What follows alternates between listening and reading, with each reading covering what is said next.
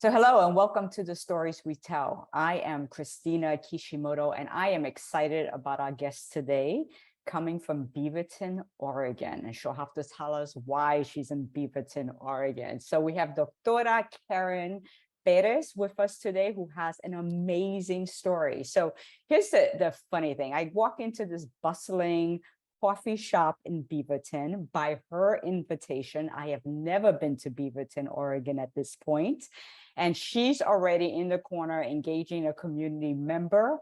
And that is so who she is. As I've learned, she is just embedded in community. And she's a passionate leader in education. She has a rich and deep family story. I'm excited to talk to Karen today because she is a driving leader in ed policy. So hi, Karen, how are you doing? Bien, buenos días, buenas tardes, depende de dónde están. Sí, buenos días, qué bueno. I am excited to talk to you about the work you're doing in Beaverton.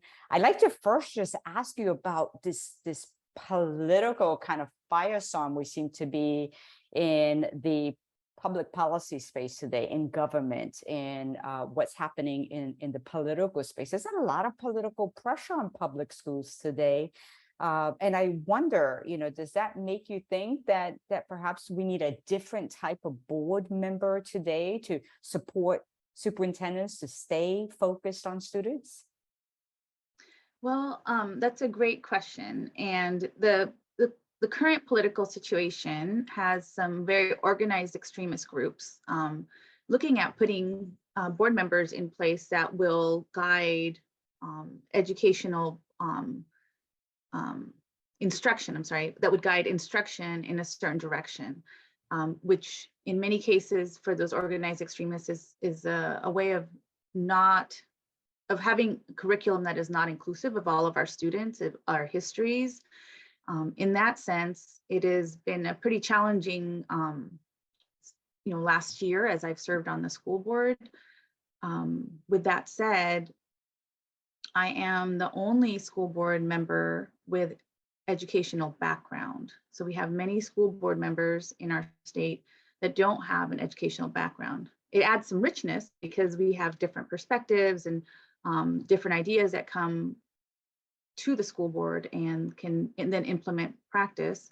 At the same time, I believe it's a bit challenging for people that do not have an educational background to kind of catch up and learn all these different complexities of education and how to best serve our students and best practices, and then be leading our superintendents in our schools in a certain direction. So I think it takes it takes a variety of people. It's helpful to have people with an educational background on school boards like myself. And also not only can we support the superintendent and understand structures of education and policy, but we can also support our fellow board members to understand some of those complexities about education. So I introduced you as Dr. Perez. You're a board member with a Hispanic background. We're going to learn about that in a few minutes. You have your doctorate. We know how few women, Hispanics, Latinas, people of color are getting their doctorates and then entering the field of education, right? So with this kind of preparation you're talking about, this background you have in education, I'd love to learn a little more about why did you end up running for the Board of Ed? There's so many other places that you can use your tremendous, experience and talent and voice. Why the Board of Ed? Why now? Yeah, why the Board of Education and why now? So for me, I come from a long line of educators that think not only about their own children, but really about the educational needs of all students and families in our communities and the richness that education systems provide for our schools. It happened to be in my life that for the first time I was working at a nonprofit, educational nonprofit, and not in a school district. So I've served as a teacher a dual language teacher for over 18 years. I served as a teacher on special assignment at the district level in diversifying the workforce and mentoring new teachers. And I also served at the district level overseeing multilingual department as well as equity department. And like I said, for the first time, I was not in a school district, which allowed me to then be able to apply to be on the school board. So a friend had actually mentioned, have you thought about this? And in reality, I had not thought about stepping up in that way. I serve on other boards, like I am the president of the Oregon Association of Latino Administrators. I am on the Governor's Educator Advancement Council. I serve on the COSA Equity Board, but not on a school board. So that was a whole experience in itself, and learning how to run. I have 2 children in the school system, and 2 that have graduated already and 1 in college. And it's challenging to be a mom, get the kids to school, work full time, be on the board at the same time, but it's really enriching because I want the opportunities that are available to my children to be available for all children. And the focus of my work on the school board has really been around safe and culturally responsive education, looking at the access and analyzing the access of dual language education for all students, and seeing how we are actually supporting our multilingual learners in our district. We're a majority minority district, so the majority of our students come from all over the world, speak over 101 languages, and seeing how do we best support them. And when I was looking at our data of our school district, I noticed that during that COVID time, we had over 10% of our students were failing or not passing some of their courses. And a large percentage of those were students who were multilingual learners. So that was an issue that really attracted me to running. And then also in the state of Oregon, we have the state passed an all students belong policy that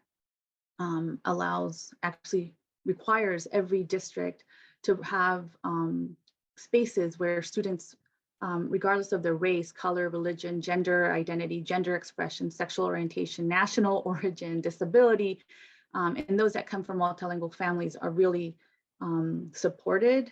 And we have policies and procedures in place to make sure that we address racism and other acts toward not only our students, but also our staff. And so I felt like my experiences in education, my doctoral preparation, my work on the Oregon Association of Latino Administrators, and support, learning from ALAS as well, had gave me some skills to be able to support our superintendent in implementing those new policies and laws. That's pretty exciting to think that Oregon has stepped into this inclusivity policy, and I'll be very interested to watch how districts and other organizations take advantage of that policy, of that language, in terms of the work that happens in Oregon, a place that we're all watching, because I know there's been a lot of conversation about the need to diversify leadership in Oregon. And I know there's a lot of efforts around that, and you've been a big part of that. And I thank you for that work that you're leading there as well. I'd love to learn and make sure that others know a little more about you and your story, because your family story is so beautiful and interesting, and it's not one that everyone experiences, right? So it crosses nations, it crosses continents. And so share with us a little bit about yourself, your mom, your family. I was so touched that you were willing to share part of that personal history with me. Yeah, of course. And for me, I come from, like I said, I come from strong women educators. So my grandmother was actually a single mom of 10 children who built an elementary school on her property, so that all children in Oratorio de Concepcion in El Salvador would have access to education. My mother, who was held captive during the Civil War in El Salvador, she was leading educational policy in El Salvador herself, and she delivered medicines, food to her students and families during the Civil War. And at the age of 7, my family fled my war-worn country in El Salvador and received political asylum here in the US. And I started 2nd grade with an interrupted education, not knowing how to read or write in Spanish or English. And a Peace Corps volunteer who had lived with us in El Salvador got us to Portland, Oregon, and that's how I got here, which is right next to Beaverton, and got us like garage sale furniture, clothing. She rented an apartment for us and found my parents' English classes and registered my brothers and I in schools. And she provided us the opportunity to sit up and thrive and not just survive in this area where we were the only, at that time, Latinas. Fast forward to my after school years when a school was let my aunt know that my cousin was not learning because she spoke Spanish, according to them. That was the reason. I went back to school at that time, got my special education degree, my elementary teaching license, my English as a second language dual endorsement, and I returned to the school with my aunt, just as my grandmother had done and my mother had done before me, to advocate for the needs of my cousins and for the evaluations that they needed to do in English and Spanish. So in our family, that commitment to providing students with what they need to thrive and figuring out how to change our systems so that they actually provide the structures, the policies that can allow for those changes to occur is really at the heart of our family work in education. That made me think too about your first question, and I can go back maybe to that one about the school boards and why join a school board and why now, right?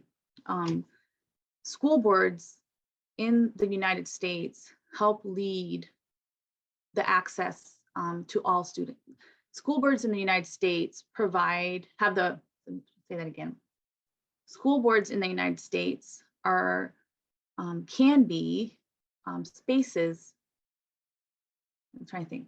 School boards in the United States write the policies that allow for all students to thrive or not. School boards in the United States are responsible for the funding that would make education equitable or not.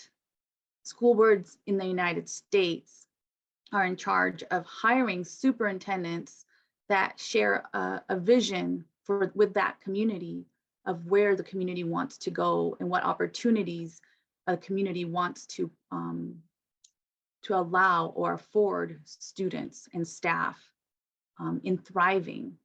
So it's critical that we as leaders in the United States, that we as Latina leaders, or that we as Latinx leaders in the United States step up and serve on school boards, serve on committees, serve on state boards, so that we can support a shared vision of community and access to education for all students, for all families. When we look at the work that school boards do, when we look at the work that superintendents do currently in the United States, because of the political situation, it's actually a dangerous job. It's a dangerous position. Women and men of color are stepping up at this time, and it comes with grave impacts to our families. Things like currently I have cameras on my home, something I would have never done before, to ensure that we can provide a safe home for my students, for my children and my family and myself. As people, I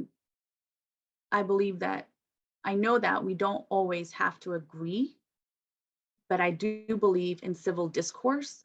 I believe in that co-construction of ideas and the co-constructions of systems and co-deconstructing of systems that can better serve all students. And that happens through discourse, and that happens through collaboration. Those policy changes that need to occur when people come together, when our city comes together with our school district, with our other organizations and nonprofits to build something that is most supportive of all students and community. School districts cannot do it on their own. School boards cannot do it on their own. And our staff and our superintendents cannot move forward what's best for students without a whole community of support, which includes school boards and other organizations and state level organizations. When we think about one of those policy, your questions was around what's one of those pressing policies. I believe first is funding for schools. We have federal funding that's coming in the form of ESSER money currently, but that's going to be going away. ESSER funds have allowed us in our school district to provide counselors, social workers, all those things that you know are the most are important to a full, complete support system for our students to grow and thrive and learn academically. And when that funding starts to go away, we have to figure out how are we going to fund even something as simple as a meal for students. During COVID, we have been able to feed all students. And now with that funding going away, we're going to go back to feeding some of our students and trying to figure out how do we use the monies that we have to continue to feed all students. So it's, I think that some of those basic need issues that we've been able to provide for students during ESSER, with ESSER fundings that are going to go away are going to be challenging in the years to come. So Karen, you have positioned yourself with a number of seats and engagements that you've done with different associations and organizations, and now in the board seat to actually lead that civil discourse or some aspects of that, and to encourage others in that civil discourse. Because when we look at the kind of the attack on certain subgroups of our population, certain groups of our communities, we know we need to push back with a real mindset of inclusivity, that every child, that every person, that every human being matters and matters greatly and needs to be respected and needs to have a voice in community. And so I'm just so impressed with how you've leaned into these various roles and are leading, and also how you're honoring others who are leading within their space of influence. That community mindset is what I've been just so touched by, right? And so excited to join you, right, in your space, and invite you to join me in my space, again, bringing communities together. So Dr. Perez, like, just thank you for the time you've given today to share a little bit of your story, like the story of other leading women across this nation. Is so motivational to our young ladies, but also to our young men, to see that women are leading, to see that when we lock arms, and regardless of gender and race and religion, that we're going to create a more cohesive, respectful community where great things happen. And that's been your message, is that great things happen when community comes together. And my other message to students, I have a message for students and for our community that's listening today. And that is that your race, your color, your religion, your gender identity, your gender expression, your sexual orientation, your national origin, your different abilities, and coming from multilingual communities and families are really superpowers. And those superpowers is what we hold and we can use to make systems that are that will actually help all of us thrive and not just survive in our current educational climate. Well said. A great place to end this conversation, with many more conversations still to come. I wish you, Dr. Perez, all the best, along with the other board members in Beaverton, your superintendent, Gustavo Valderas, all the students and families who make Beaverton this great community. I wish you a great school year, and I look forward to all that you're going to be continuing to accomplish. Thank you. Thanks for this opportunity. Thank you. Y buenos días. Gracias.